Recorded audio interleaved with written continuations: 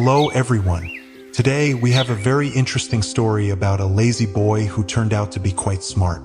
By the end of the story, we'll learn how even a lazy person can find ways to work hard and overcome their laziness. But that's not all. While listening to this story, we will also learn some new words and practice how to make sentences with them. This way, we can improve our English in a fun and easy way. So, stay with us until the end. Once upon a time, in a small village, there lived a young boy named Ryan. He stayed with his parents in a modest house on the edge of town. Ryan was known for being very lazy.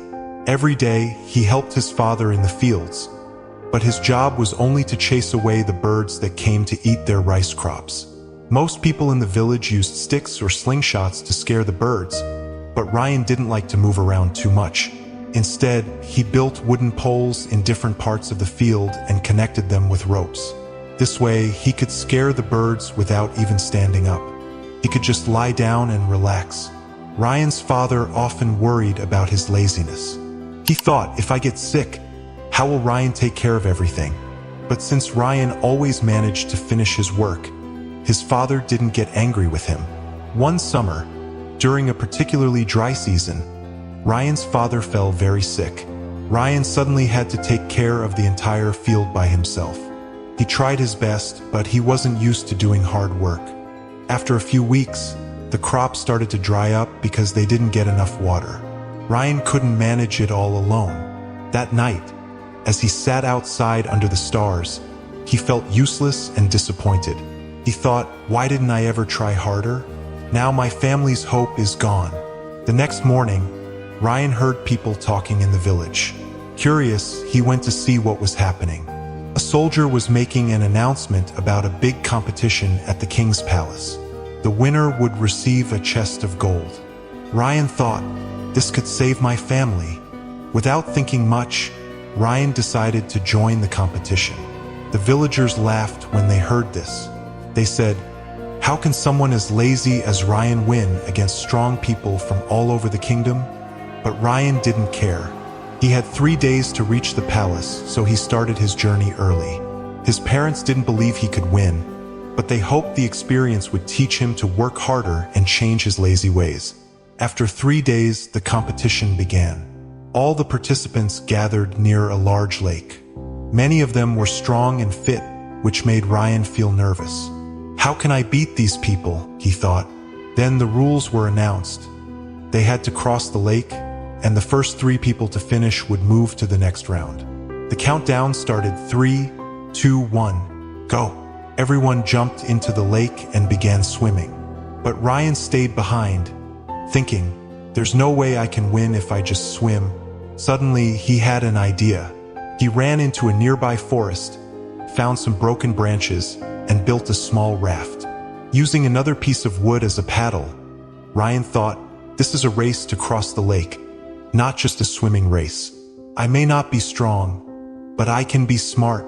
While the others got tired from swimming, Ryan paddled his raft across the lake. Slowly but surely, he passed many of the participants. In the end, Ryan finished third and qualified for the next round.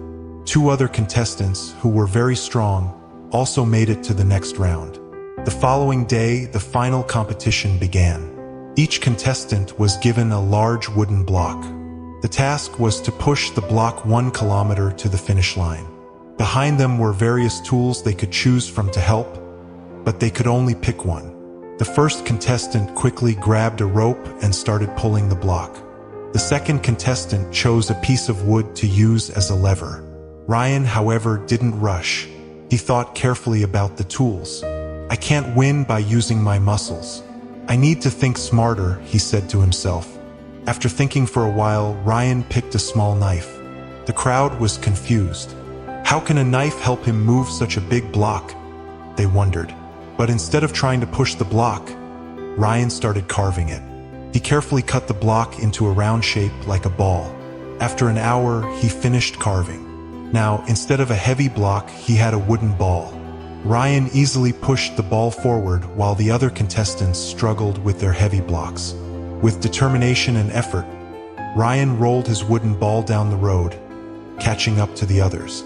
In the end, he was the first to cross the finish line. The crowd cheered loudly. No one had expected the lazy boy to win.